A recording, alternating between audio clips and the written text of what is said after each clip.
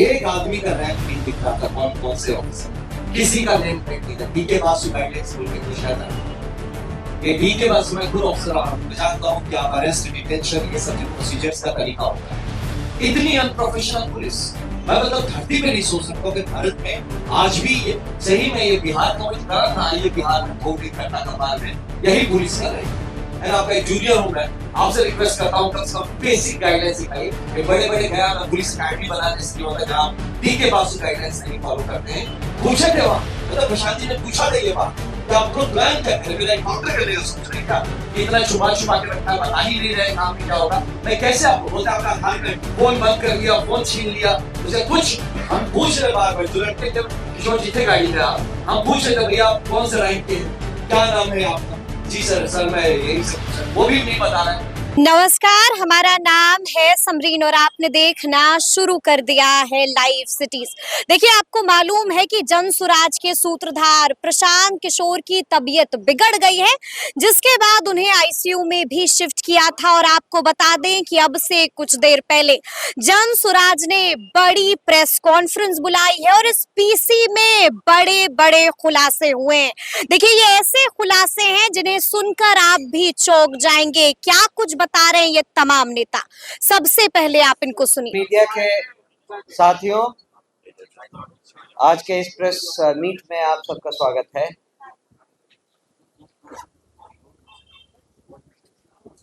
सबसे पहली बात, जिस मुद्दे को लेकर ये सारी चीजें शुरू हुई थी, छात्रों का जो अभियान था, जो आमरण अनशन का प्रोग्राम चल रहा था, उसका अभी तक कोई भी हल नहीं निकला है। आप सबको मालूम है कि छात्रों के साथ चलने के लिए श्री प्रशांत किशोर जी ने आमरण अनशन का सत्याग्रह शुरू किया था 2 तारीख से, और वो आप अब 6 दिनों के अनशन के बाद उनकी तबीयत बिगड़ी और वो हॉस्पिटल में है, आईसीयू में है। उनका अनशन जारी है। छात्रों का जो इशू था वो अभी भी वैसा का वैसा ही है। प्रशांत जी अपना अनशन जारी रखेंगे, चाहे वो हॉस्पिटल में हो या हॉस्पिटल से बाहर आ जाएं, जब तक छात्रों के इस मुद्दे का समाधान नहीं निकल जाता। और कल हमने इस आशय का एक ज्ञापन माननीय चीफ सेक्रेटरी साहब को भी दिया था, जिसमें यही बात कही गई थी कि एक बहुत साधारण सी मांग है कि अभ्यर्थियों का एक शिष्टमंडल, 5 सदस्यीय शिष्टमंडल की मुलाकात मुख्यमंत्री जी से करवाई जाए, तो बाकी समाधान उससे आगे निकलेगा। और यही मांग हमारी चीफ सेक्रेटरी ने सुनी और कहा कि वो उस पर विचार करेंगे और हम तक वापस आएंगे। इसके बाद उस पूरे घटनाक्रम में जो हुआ, उसमें जो जहां थे हमारे साथीगण, उस हिसाब से आपको वो एक डिटेल्ड ब्रीफिंग करेंगे। शुरू में धरना स्थल के समय की जगह पर श्री किशोर कुमार मुन्ना जी उनके साथ थे। मैं उनसे रिक्वेस्ट करूंगा कि वो वहां की बातें आपसे कहें। उसके बाद एम्स में जो घटना घटी, उसके साक्षी हमारे मित्र आनंद मिश्रा जी थे, वो उसके बारे में बताएंगे। उसके बाद जो कुछ कोर्ट में हुआ, उसके लिए बातचीत करने के लिए हमारे पास एक जाने माने एडवोकेट कुमार अमित हैं। वो आपको उसके बारे में बताएंगे। और फिर आपके जो भी प्रश्न होंगे उनके हम यथासंभव यथाशक्ति आपको उसका उत्तर देंगे। ठीक है, तो शुरू करते हैं पहले किशोर कुमार मुन्ना जी के साथ। धन्यवाद। 2 तारीख से प्रशांत किशोर जी गांधी मैदान में गांधी मूर्ति के समक्ष सत्याग्रह कर रहे थे। जिस दिन घटना घटी उस दिन 4:05 पर सुबह में बड़े पैमाने पर पुलिस का अफसर और पुलिस आती है। सोए हुए लोगों को प्रशांत किशोर जी सोए हुए थे और उनके साथ सभी सत्याग्रही साथी सब लोग आराम में थे। पुलिस ने बहुत बर्बरतापूर्ण और जबरन तरीके से प्रशांत किशोर जी को वहां से उठाती है, बलपूर्वक बल का प्रयोग कर, और जाके सीधे एम्स ले जाती है। पुलिस ने ले जाने के पहले कोई होमवर्क नहीं किया था। जब वो एम्स जाते हैं तो एम्बुलेंस में एक डॉक्टर होता है। पहले डॉक्टर से कहा जाता है कि आप इनके स्वास्थ्य के बारे में जांच करें। एम्स जब वो पहुंचते हैं तो लगातार एम्स प्रशासन पर पुलिस प्रशासन और सरकार के लोग दबाव डालते हैं कि भाई आप इनको यहाँ एडमिट कीजिए, लेकिन उनके पास कोई पेपर नहीं। एम्स प्रशासन ने इनकार कर दिया। फिर जो साथ में डॉक्टर था उन पर दबाव दिया गया कि आप इनका हेल्थ फिटनेस सर्टिफिकेट दीजिए, आप लिख दीजिए। तो उन्होंने भी कहा कि मैं ये नहीं लिख सकता हूं मगर जांच कर।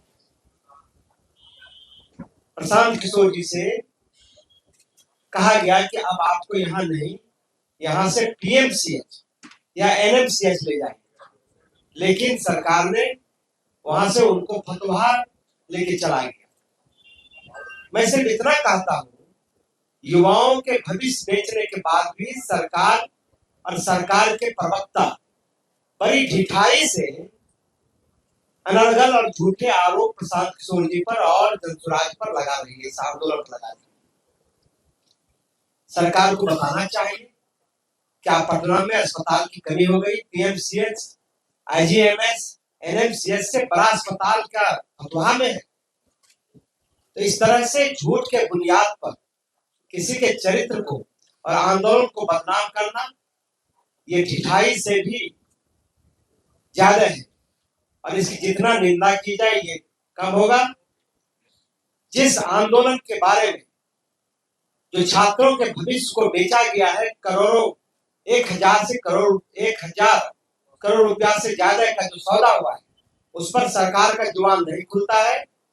सरकार की जुबान सिर्फ व्यक्तिगत आरोपों में खुलती है। कभी भी नीरज कुमार जी हो या सरकार प्रवक्ता हो, एक बार भी छात्र हित में ये नहीं कहती है।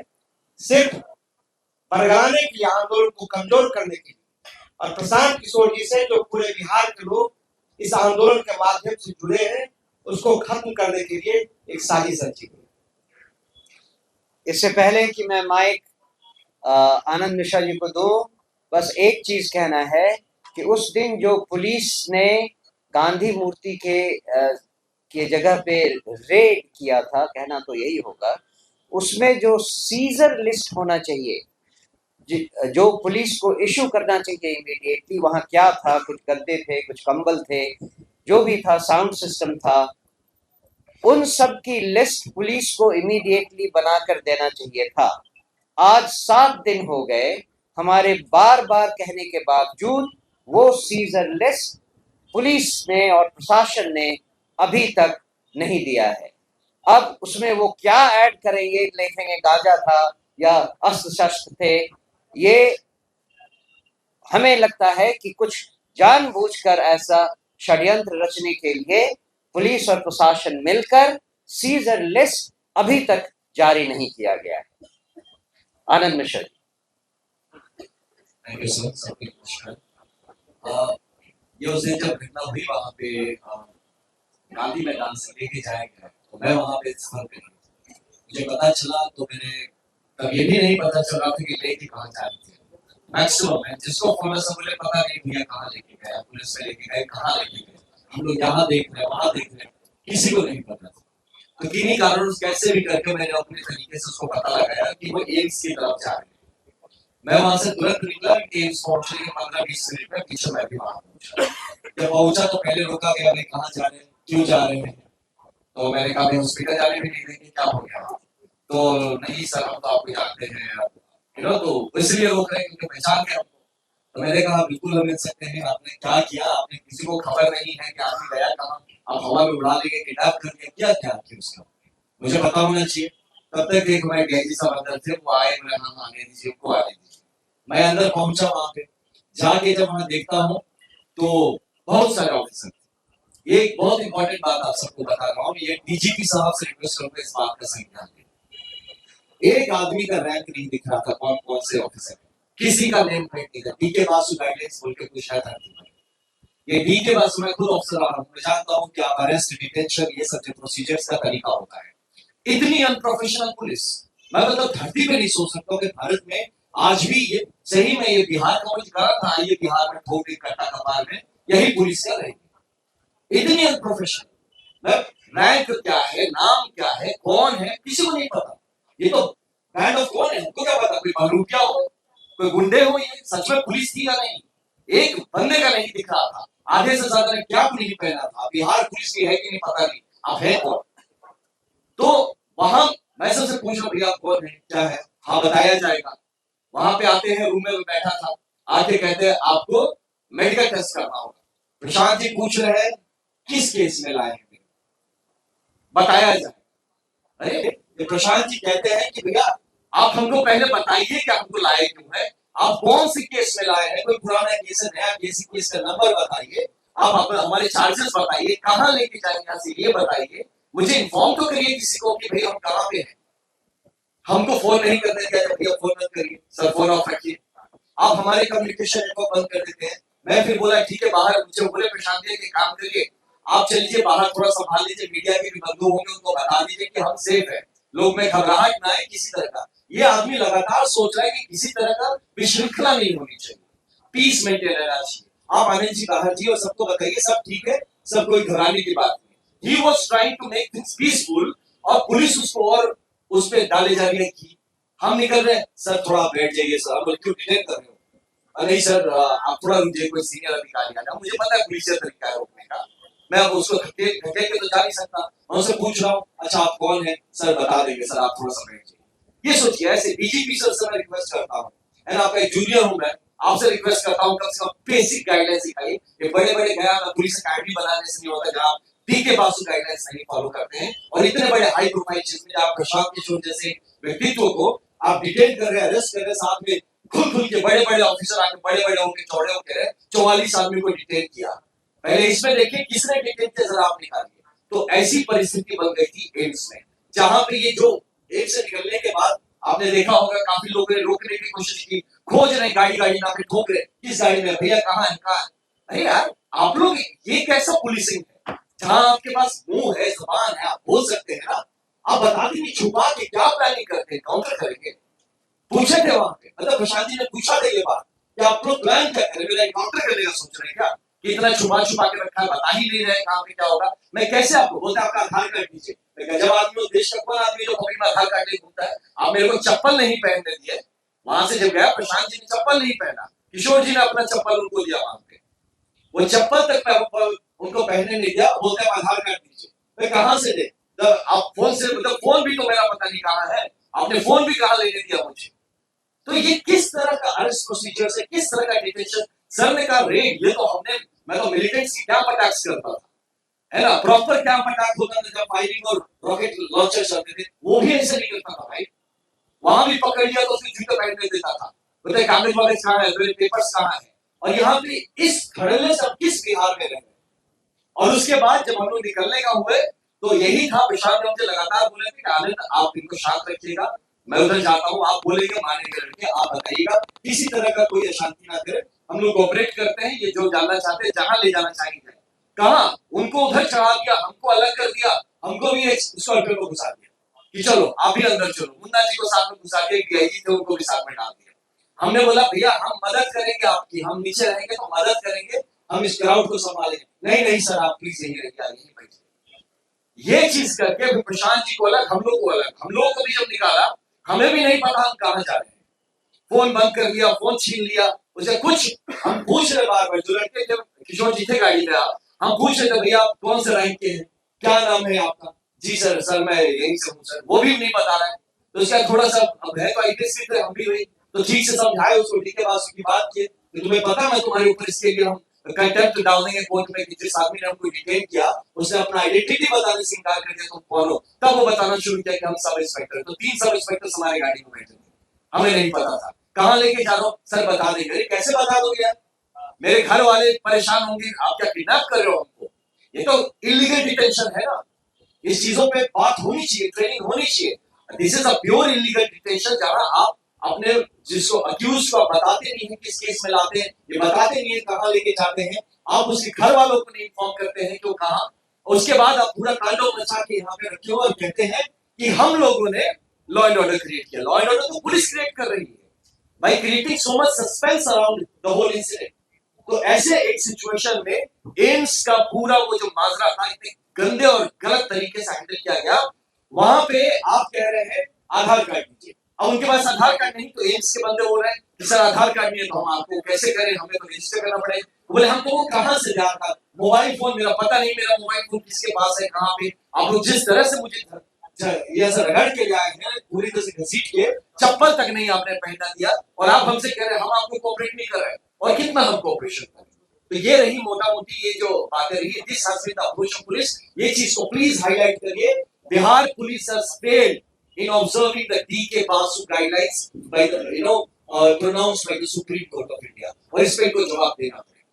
तो सुना आपने कि नेताओं ने कौन सा चौंका देने वाला खुलासा किया था, बड़े बड़े राज खोल दिए हैं। तो अब देखना होगा कि आगे आगे क्या कुछ होता है। तो ऐसे तमाम अपडेट्स के लिए बिल्कुल ऐसे ही हमारे साथ बने रहिएगा और देखते रहिएगा लाइव सिटीज। बहुत शुक्रिया।